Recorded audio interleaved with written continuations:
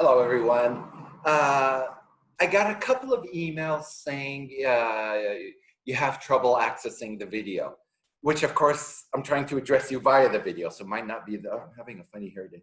Anyway, might not be the best way to address you, but if you have any technical issues with the videos, I always make sure the video works before I let you guys know I uploaded it, but there's really little anything I can do if you're having technical problems. That you have to call the IT desk to help you with. And having said that, these kind of problems brings us to today's lecture, because the whole fact that I am lecturing to you via a video recording program called Zoom, saving me the trouble of having to go to campus, makes life easy for me, wouldn't you say? I would also say the same from you. You know, you don't have to get out of bed. You could just roll out of bed and watch this video. This whole idea of life being made easy for you brings us to the era we're living in. And the era we're living in is one of digitalism. Okay? In other words, we're living through a digital revolution. The trajectory that brought us to this digital revolution is referred to as modernity. And this is what the lecture today is. What does it mean to be modern?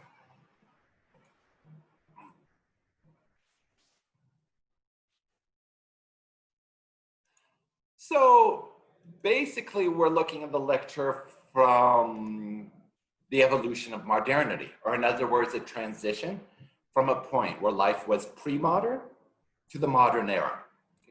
It doesn't conform to an exact date. The transition to modernity is a long, ongoing project, okay? And the thing is, we haven't entirely abandoned our pre-modern aspects of history. And let's look how. First of all, what is it to be modern? Usually it's a combination of an ideology, and this is a sarcastic definition of ideology, the mistaken belief that your beliefs are neither beliefs nor mistaken. Okay, and we'll look at various ideologies such as communism, to fascism, to capitalism. But modernity is this. It's a condition in which ideologies emerged, a good number of them ending with the word ism, as well as those terms that end with ism have to deal with some element of mass. Now, when I say mass, it's not what Catholics skip on Sunday. I mean mass production, mass consumption, mass transportation, mass communication. Okay. Any of those terms that I just referred to are modern. Okay. Now, not every word that ends in ism is a modern term. Buddhism, for example, is a pre-modern religion. Cannibalism is a pre-modern way of eating things, primarily humans, okay? Look, there's no ideology. There is no cannibal party. And there is no, you can't mass eat humans. You can't buy human meat at a grocery store, for example. Okay. Usually these isms have to have some kind of political ideology. So when we begin this class, usually when we say the early modern period began, it began with colonialism. And this is what we will look at and begin our course with. Colonialism that began with Columbus's journey in 1492. If you're dying for a date to say when did modernity begin, okay, pick 1492. Let's just say for the argument's sake. Okay. What made colonialism that began with Columbus's journey from Spain? That began with Columbus's journey from Spain to the Caribbean and later Mexico modern? Well, the new ships that he traveled on could travel mass distance. Okay. Sure, they were powered by the wind, and the wind is a pre-modern source of energy. Right? But the distance he traveled was quite substantial in a single journey. Okay. But it also then came with other things. You see, the Vikings also traveled that mass distance and went from what is today Scandinavia to Newfoundland in Canada. But there's a difference. Even though they traveled mass distance, you didn't have a mass movement of Scandinavians that followed the Vikings and settled Canada. With colonialism, you had the mass movement of Spaniards to inhabit Mexico and then later Peru. And from Mexico and Peru, those Spaniards intermarried with a mass of Native Americans, creating a new mass of people called Latinos, or now the term we use is Latinx. And then they settled over mass distances. How massive a distance? All the way from San Francisco, California, to Tierra del Fuego in Argentina, literally from San Francisco Bay to Antarctica. Okay. That's all a process involving mass. What is mercantilism? Mercantilism was something that came along with colonialism. Mercantilism was a economic ideology that the state should accrue as much mass wealth and concentrate it in its national treasury. Okay. What happened once Columbus started the process of Spanish colonialism is Spaniards brought a lot of gold and then later a lot of silver back to Spain. And what was the Spanish desire? To accumulate as much gold and silver as possible. That was a process called mercantilism. Okay, the next thing that begins, Protestantism. What makes Protestantism modern? You see, Christianity is pre-modern. Okay? So basically then what is the definition of pre-modern? Pre-modern is anything that precedes the condition of mass. If you can't put mass before something, it is pre-modern. Jesus was a pre-modern figure. Jesus, did he have access to mass communication, to mass media? Okay, I mean, in theory, if Jesus can talk to God, I guess he could talk over mass distances, but that's not what I mean. Could Jesus speak to his followers on a cell phone, for example? No. Jesus was a pre-modern figure. Now, Christianity is a pre-modern religion. It's still with us. In other words, it lives in our modern times. The breakoff from Christianity or Catholicism. See, Catholicism and Zennism is not modern.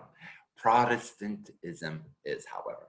Protestantism was the protest movement of Martin Luther against the Catholic Church. What made Martin Luther's idea modern? And we'll talk about them, but he was able to print his ideas on a printing press. And a printing press allows for mass publication. In other words, you could get your word out to people beyond the immediate vicinity of your voice. You see, in Jesus's lifetime, his followers had to hear him. Okay? Only after he died did people start writing down his words. And we believe those people are named Matthew, Mark, Luke, and John. But even though those gospels were written down, you couldn't mass produce them. They all had to be copied by hand. Martin Luther's ideas were printed in pamphlets, so that even if you lived in a German city, somebody as far away as Sweden or England could read his ideas and say, you know what, this guy has a point. That's the beginning of Protestantism. Now, Protestantism would indirectly lead to capitalism.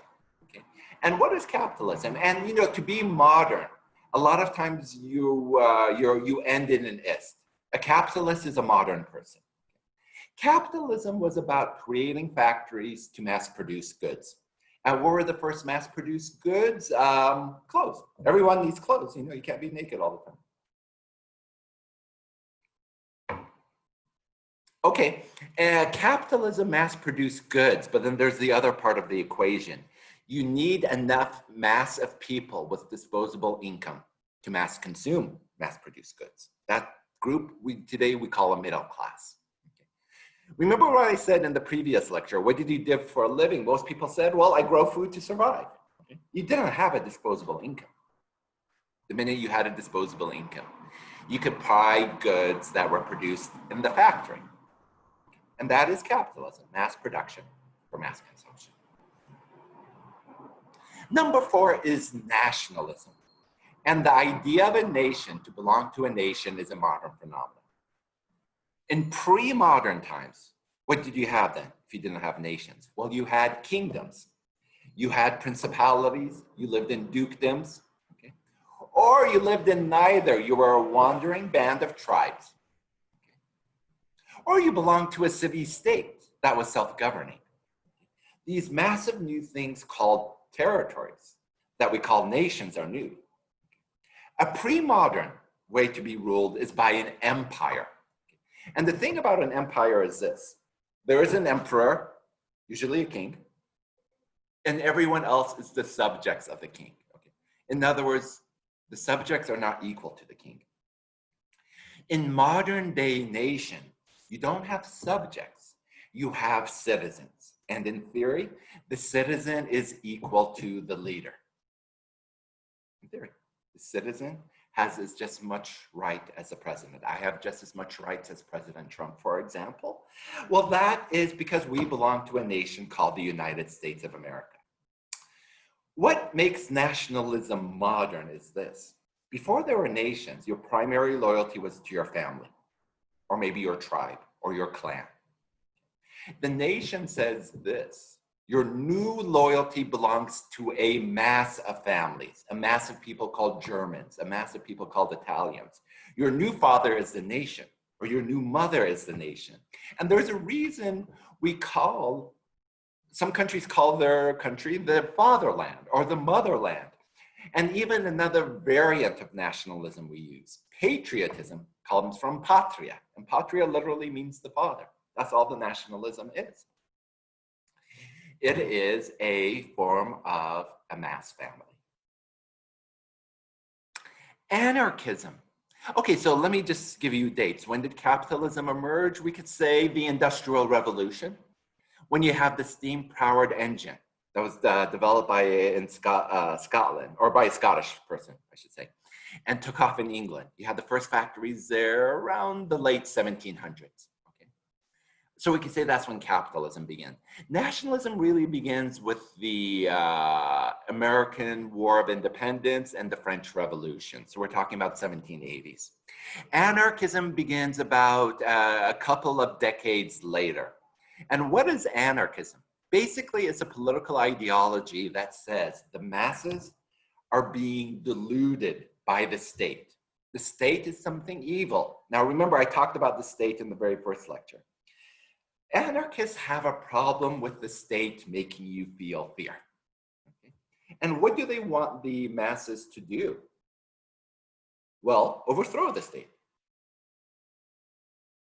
That's what anarchism is about. It's an ideology where you say you should overthrow the state.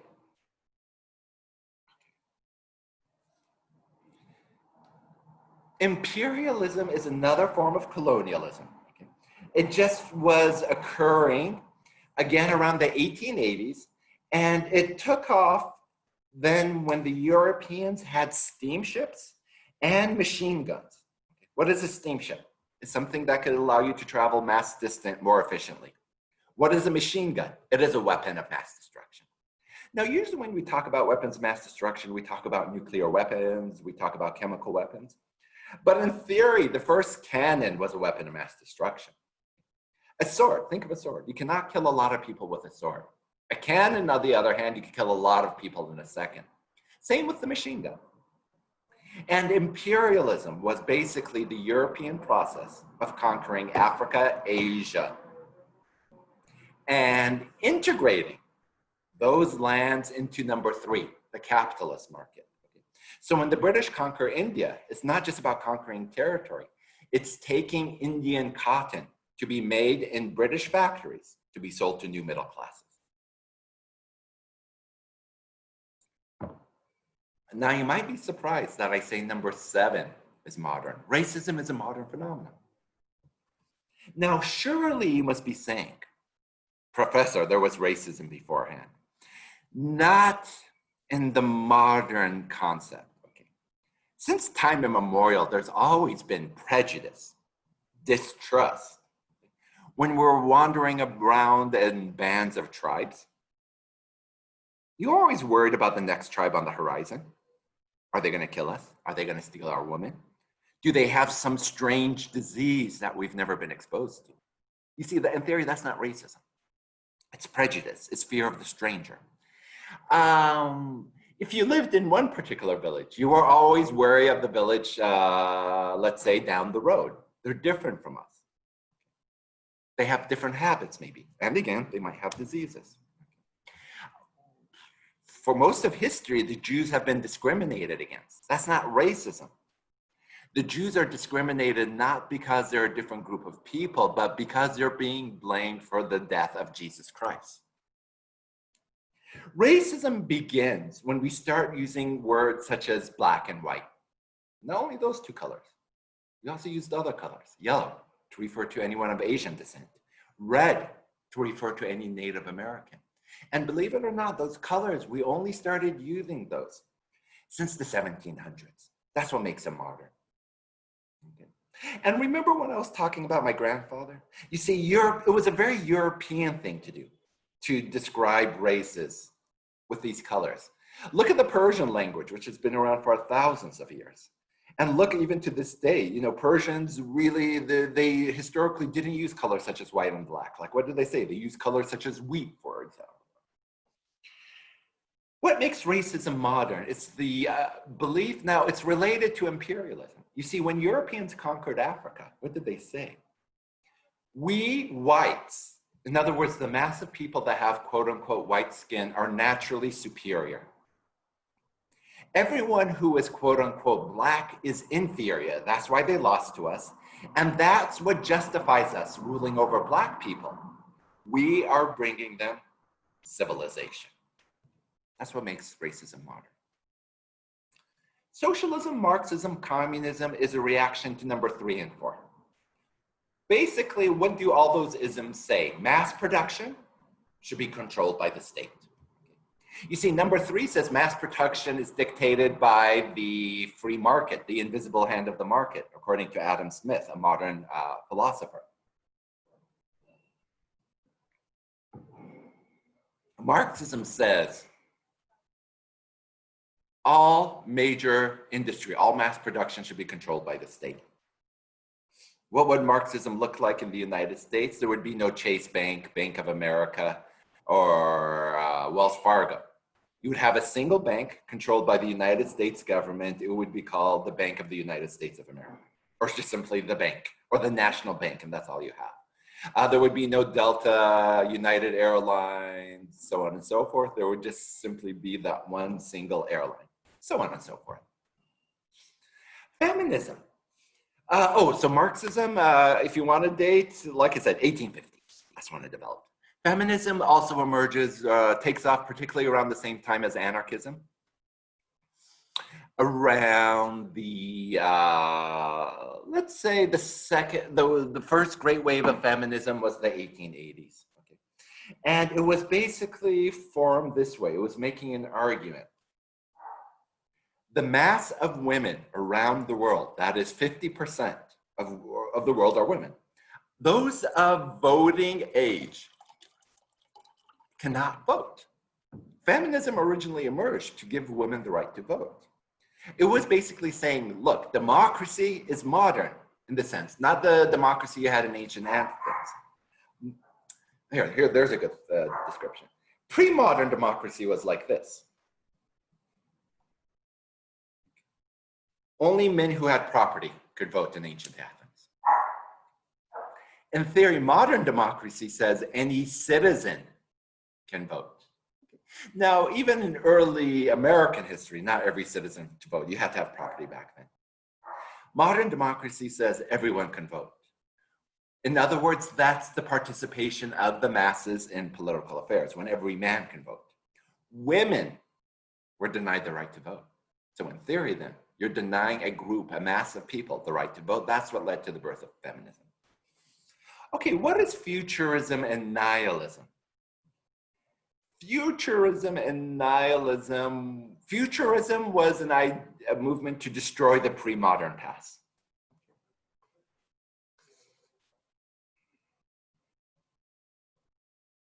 What is nihilism? It's kind of the same thing. Nihilism is a belief that Everything from the pre-modern is proving to be false. And nihilism had attacked one particular pre-modern belief, that in God. Nihilism says, and with the death of God, in other words, when people stop believing in God and start believing in science, we live in a modern age of nothingness. And what time do these ideologies come around? Again, late 1800s. Nihilism was developed by a philosopher named Nietzsche. We'll talk about him. Futurism about 1900s. Okay, and futurism would evolve into something called fascism. And what is fascism? Fascism has something in common with communism. A lot of the state's industries are controlled by the state. Not all. Fascism allows for some free market. But fascism is an ultra form of number 4, nationalism. So basically it says what? All Italians are superior. All Germans, the mass of people who speak German are superior. The mass of people who speak Italian are superior. And what happened as a result of number 11? Well, it started a world war. And to prevent that war, again, ever happening, was called World War II. Number 12 emerged, multilateralism. And what makes multilateralism modern? Multilateralism is basically the ideology, if you believe in organizations like the United Nations, the World Health Organization, the World Bank. You see, multilateralism is saying to prevent wars, the mass of nations should cooperate into like a global community. And in some sense, it's related to number 14, globalism. But that's what multilateralism, it's a belief in organizations like the United Nations, basically getting the masses of the world to cooperate. Modern environmentalism began, we could, if you want to date 1970 with the beginning of Earth Day. What does environmentalism say? It says number 3, mass production and mass consumption is destroying the environment on a massive scale. That's environmentalism. Globalism began really when the Cold War began. When the Soviet Union collapsed and China opened up to the world, for the first time in a long time, the world just started to form one great interacting economic unit. And that process we call globalization. If you believe that this is a good thing, you are considered a globalist and you believe in globalism. Digitalism emerged with the technological revolutions. Internet, websites, our cell phones are all product of the digital age. Digitalism enables the age of the easy edit. Now, what do I mean by the age of the easy edit? Well, I'll explain that. But digitalism has 2 trends within it. Transhumanism is the belief that as digital technology progresses, we could take our mind and upload it into a computer. Our conscious will live, but in a digital format.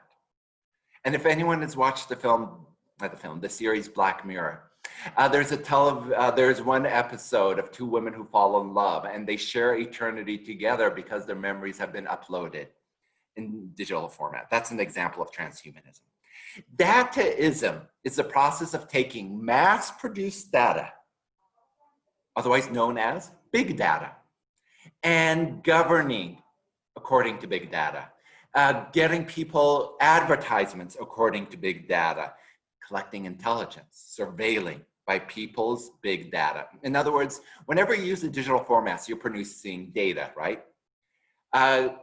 Take all that data on a massive scale and you can learn a lot about people. We're living now in the age of populism, and it said it began with 2016.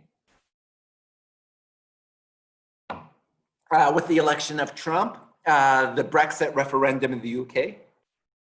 Populism, you don't get more mass than that. Populism is when a leader communicates directly to the masses and says, I, as an outsider, can achieve the demands of you, the masses, because the current leaders have failed us. That's what makes a populist. Populism tends to be against globalism. Populism, while it tends to be against globalism, also shares a lot with number 4. And then finally, what is postmodernism?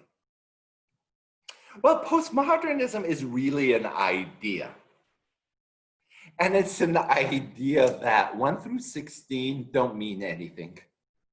It means 1 through 16 offer promises to people, and they will always fail. Or 1 through 16 are just basically stories we tell. What tangible meaning do they give in our life? How do those 1 through 16 construct meaning? If you ask those questions, that's what postmodernity is. It's, to put it in a crude way, 1 through 16 are BS. So let's go through these. A pre-modern, here's a meme that helps you understand. Pre-modernity says this: that dot is there because God put it there, and that's the way it's always been. And a good number of us still practice pre-modern beliefs. If we believe in God, that is pre-modern. Okay, we are taking part in beliefs that have been done since, if you're Christian, since the year 0, right? If you're Muslim, since the year 600. If you're Jewish, much further back. Okay, and those are all pre-modern beliefs. Sure, our religious practices might adapt. Church might go online. That's digital, that's modern, but the belief is still pre-modern. Modern always promised this: follow our ism, and we will go onwards and upwards with progress. Okay. What was fascism saying? Follow us, we will give you progress. And it did in the beginning. Nazism said the same thing. Communism delivered progress in the beginning, in the 20s, 30s. Okay. It just collapsed in the 1990s. It was a promise, right? Digitalism says our life is going to be made easier. How could you not want to turn on your phone 24 hours a day and get a book the next day via Amazon? That's progress, isn't it? Now, if you're postmodern, look at that, because you're questioning some of modernity's promise. Okay, what would a postmodern say to that just last thing I say? Okay, sure, Amazon makes life easy for you, but is something getting lost? What about that mom and pop bookstore on Main Street that closed down as a result of Amazon? That doesn't seem like progress to me. Well, what else would a postmodern person say? Okay, capitalism promises great things, but it also, at what cost? Destroying the world we live in. That doesn't seem like progress to me. That's what we mean by postmodernism. It's almost kind of a rejection, if you will, of the modern trajectory. So let's begin with, just to show you examples of pre-modernity. We assume a long time ago when we were cave people, this little child drew on the wall and got screamed at by his mother. Okay, no, we're just joking. But think of the very first pictorial representations that ever existed. These cave paintings in the caves found in Spain and France, and then later found in South Africa. Think, were those cave paintings mass-produced? Were they even meant for the masses? No, they were hidden away in these dark caves. And no, you could not mass produce those paintings. Even think of hieroglyphics. Could you mass produce hieroglyphics? No, it's a pre-modern form of communication, literally chiseled in stone. You cannot mass produce them. Not only that, most of the people, the masses, could not read hieroglyphics. Okay.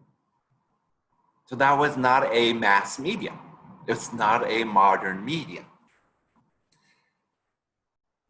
Now, if we look at this meme here, this meme juxtaposes the pre-modern versus the modern. The modern is the hieroglyphics.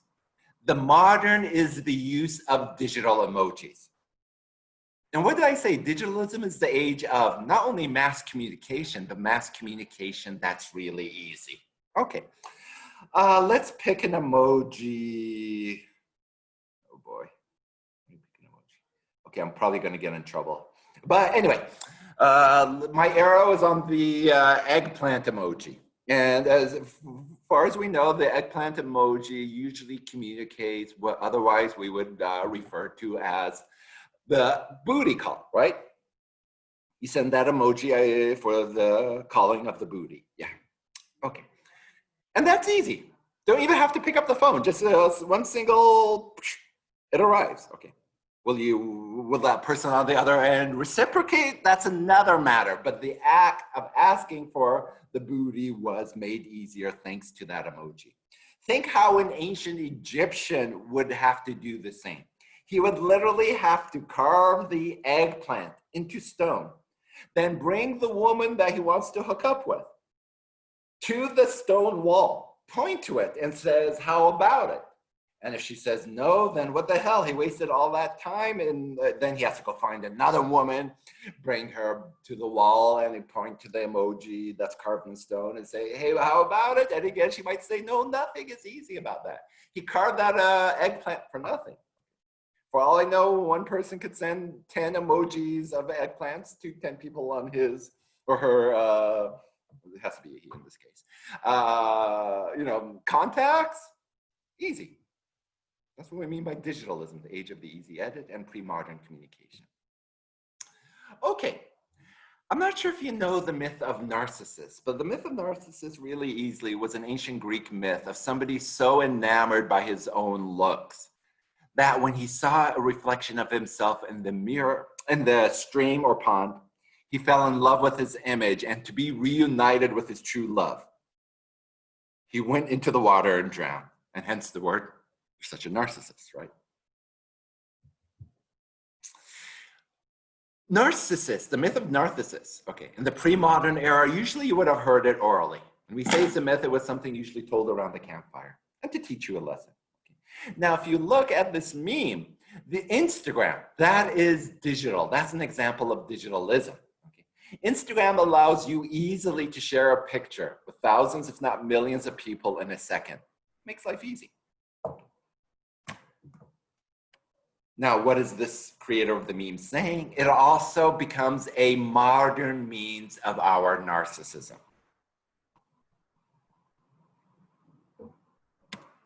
Okay, so from ancient Greece, let's go to Jesus. Okay. Now, of course, here you're taking a pre-modern person and look at the way he's being depicted in these pictures. His only means of communication was talking to followers in his immediate vicinity, right? And the first image is saying, no, I'm not referring to being a digital follower. Sorry, I just spit. I hope it didn't go into the camera. Thank God we're not meeting in person, because that could have been a COVID storm. But anyway, the second image is referring, its humor is based on the term follower in its digital sense, not its pre-modern sense. What if pre-modern Jesus was crucified in the digital era? What would it look like? Okay. Yeah, somebody would try to collect 1 million signatures for Jesus to walk free. And then there's Jesus commenting, please don't sign. I'm not, I'm refused. I want to be crucified. Right? The Pope is a pre-modern institution. Look, and just to show you, when there was a new Pope selected in 2015, I don't know if you see in the corner, one person has a very small flip phone. Then look in 2013. In other words, what does the picture of 2013 reflect? In an age of digitalism, how we record the choosing and selecting of a pre-modern office. That is the papacy.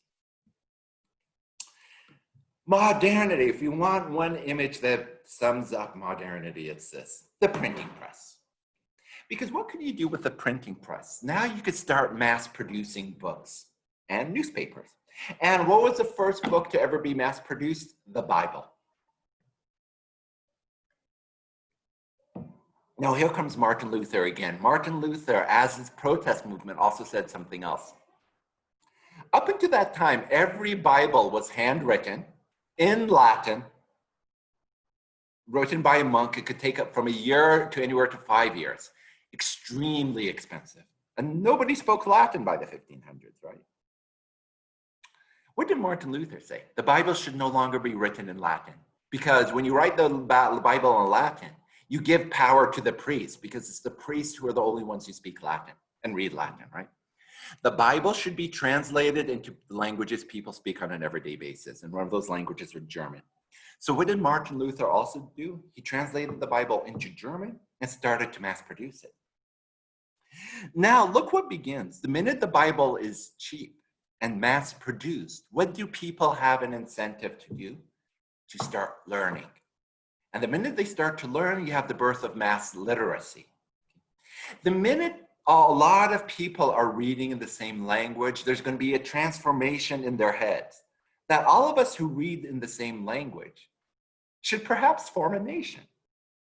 That's the birth of, let's say, the German nation, for example. The modern German nation, all connected to the printing press. The evolution of communication from pre-modern to modern, this is being sarcastic. The first written word was pre-modern. Movable type, that's the printing press. Then look at the apex. Man doing what? Representing mass publication. Then digitalism came. Email occurred. And then Twitter, 140 characters. What more is there to say? Okay.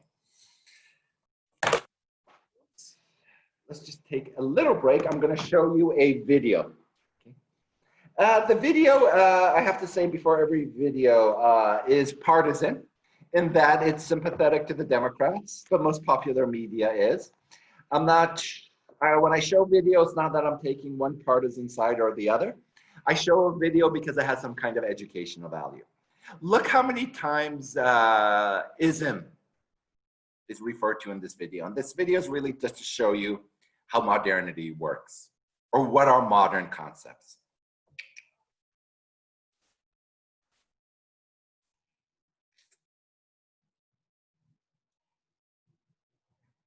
Okay, yeah, so this is a video about modern phenomena. Battle for the nomination, Republicans are fighting back with a very specific strategy, and they're saving their fierce attacks for one Democrat that isn't even running.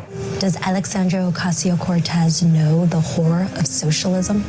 My father was minutes from death in Cambodia before a forced marriage saved his life. That's socialism. I'm not outrageous, racist, nor socialist. I'm a Republican. You're an idiot. Cambodians weren't killed by socialism. They were victims of a genocide inflicted by the communist Khmer Rouge, which I initially thought was the all-Asian sequel to Moulin Rouge. I was very disappointed and very wrong. Not as much singing, although Ewan McGregor was still heavily involved. Are voters really buying this? It makes Alexandria Ocasio-Cortez sound like she wants to murder Americans in the street, when she actually sounds more like a Central American mountain range. Tragedy today is a plane full of missionaries went down over the Alexandria Ocasio-Cortez. A search for the record found no survivors but scattered Buttigieg.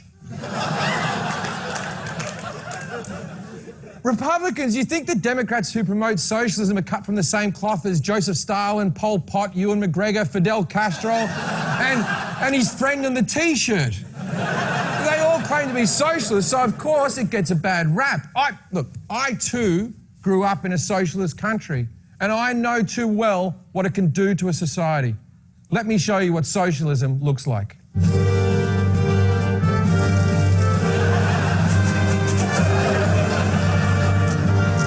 The horror.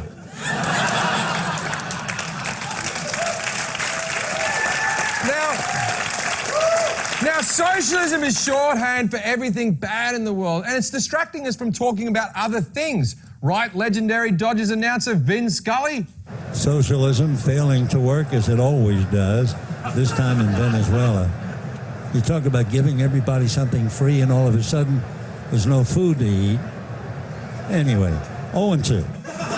Oh, Vin, always dropping some wisdom at the most awkward moments.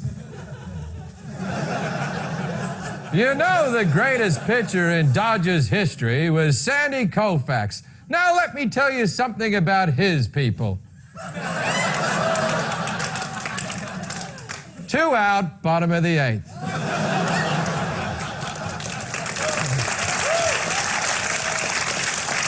The scare tactics work because people don't really know what the word socialism means. Plenty of our institutions are already socialised. Schools, roads, libraries, the military.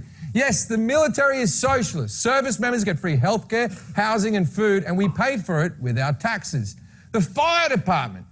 Imagine a fire department that was privatised. How would that look? Is your house on fire? Are you on fire? Call me. I'm Dennis. I have a hose.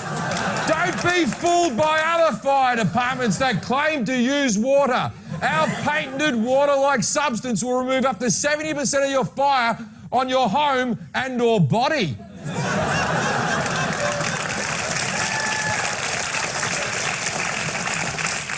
Democrats who embrace socialism are trying to empower the working class and get big money out of politics. It doesn't mean the end of capitalism. We can embrace both. What we need is a new ism that's less scary and combines the best ideas of all the isms. Since I've invented it, we can call it Jimism, or Jism for short. Yes, it's a good name. It's a good name. Jism!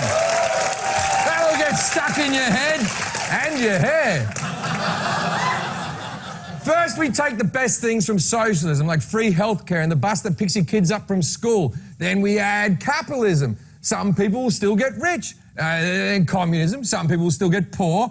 And then, I don't know, a touch of fascism. They had the best uniforms. Next, environmentalism, where everyone gets a turtle. And then there's anthropomorphism, so those turtles can talk. It's the best of everything. Everyone wins, and that's Jism. It's coming.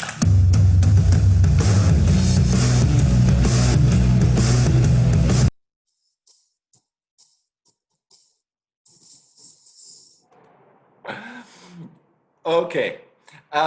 So this is, I just have to make this one disclaimer. Any video I show in class, I neither condemn nor condone. Everything I show has some kind of educational purpose. In other words, when you would watch a video like that, and I say history is part of your everyday life, if you happen to watch, let's say, that particular comedian on Comedy Central, you would be able to say now, oh, this video was essentially about the modern isms that rule us. Not the other ism he made a joke about, but the other ideological isms that rule us. So, let's resume.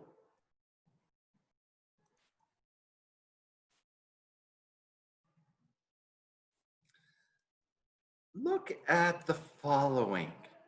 How many of you take Instagram images of your food? Okay. This person is nostalgic for the pre-digital era. Because, look how this, if you wanted to show people what you ate for dinner before the age of digitalism, it was really hard. In other words, digitalism makes it easy to show everybody your food. The modern era, look how hard it was to get your picture of dinner to a mass audience. And that's the key here. Digitalism makes it easy to reach the masses. Look before the age of digitalism, how hard it was to unlike your friend.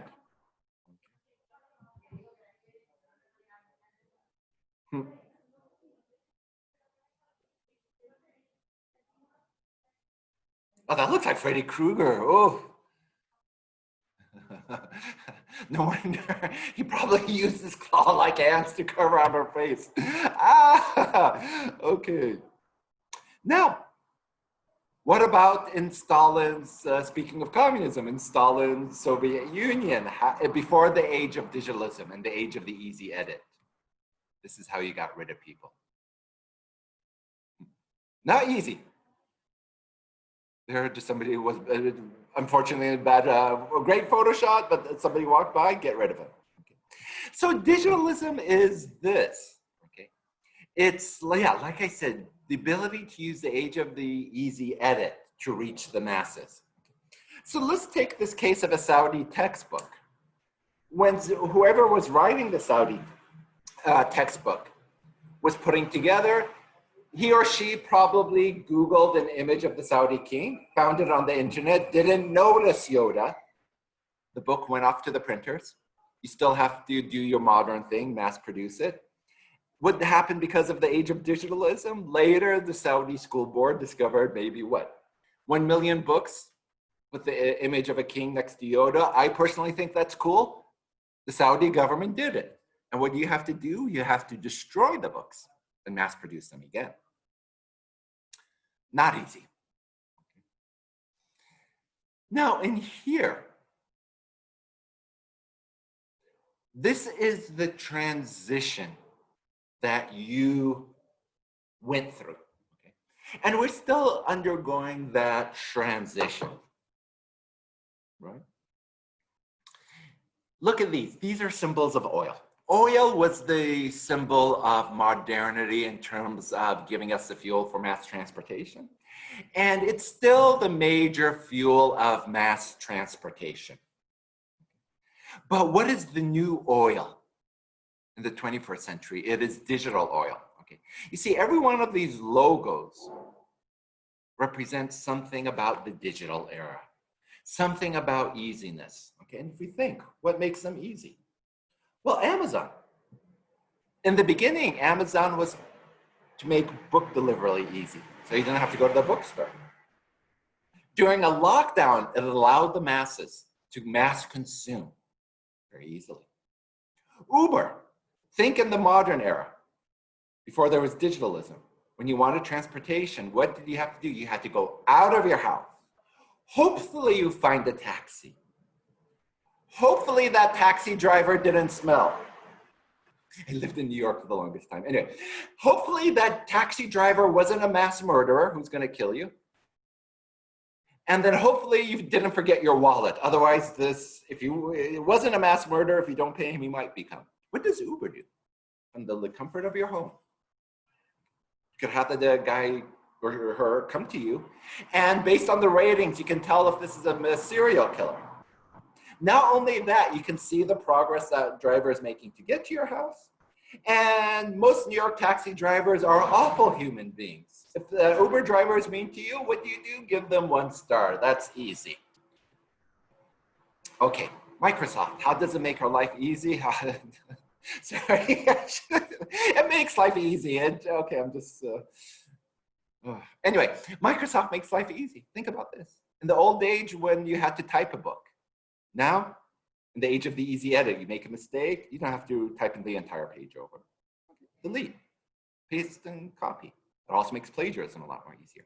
Google, how did you get information in the early modern period? You needed to go to an encyclopedia. Most people couldn't afford an encyclopedia. You had to go to the library and look at the encyclopedia there.